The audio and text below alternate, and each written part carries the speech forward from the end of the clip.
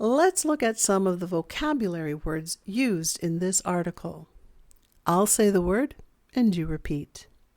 Yell, fist, gist, tone, ready, thumb, subtle, broccoli, favorite, tongue, spoken, posture, obviously, comprehend, effectively, manipulate, trustworthy, maintaining.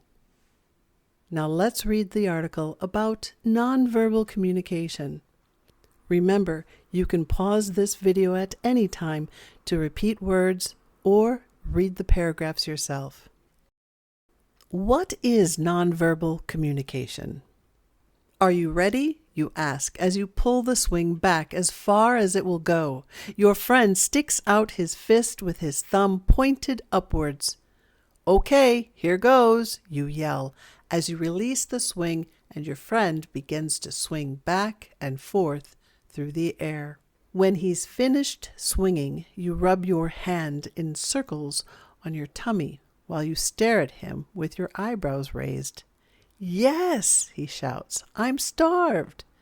How about some broccoli? You ask.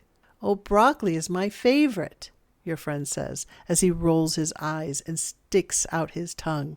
You laugh and say, all right, we'll have hot dogs instead. Were you able to follow the gist of the communications that took place between you and your friend?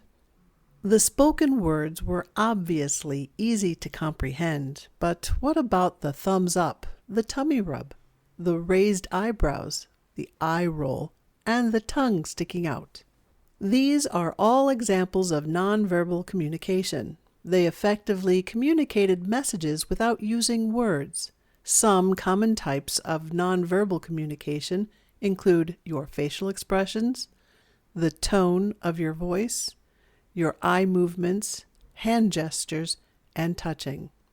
They can even include more subtle types of communication based upon your dress, posture, and the distance between people or objects. We often focus on words when we think about communication.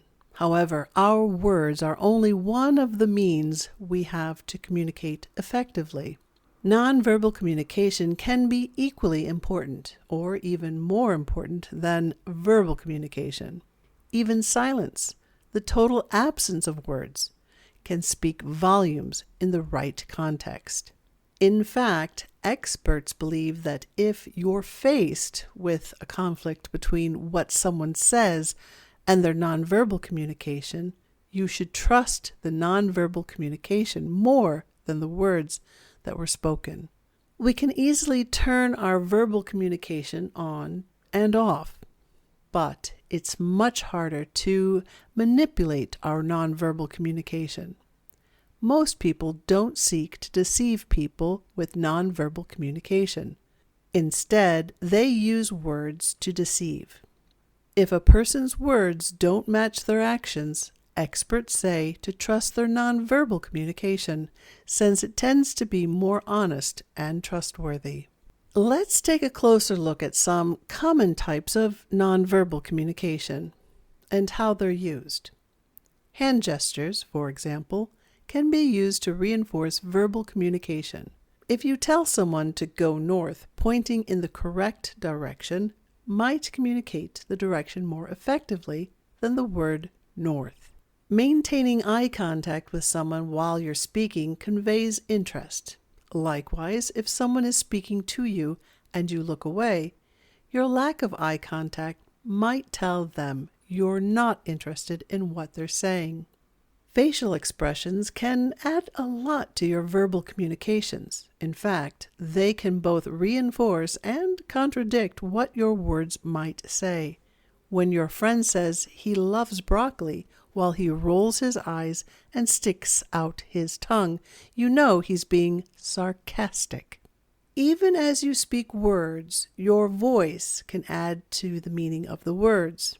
Your volume and tone, for example, can indicate excitement or boredom, regardless of the words you're speaking. Finally, your posture can even communicate how you feel loud and clear, no matter what your words say.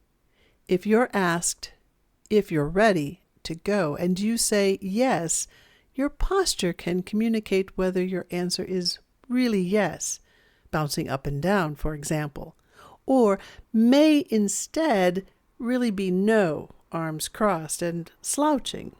Thanks for reading with me today. Come back again next Friday for another story. I'm Ellie at English Fun Zone.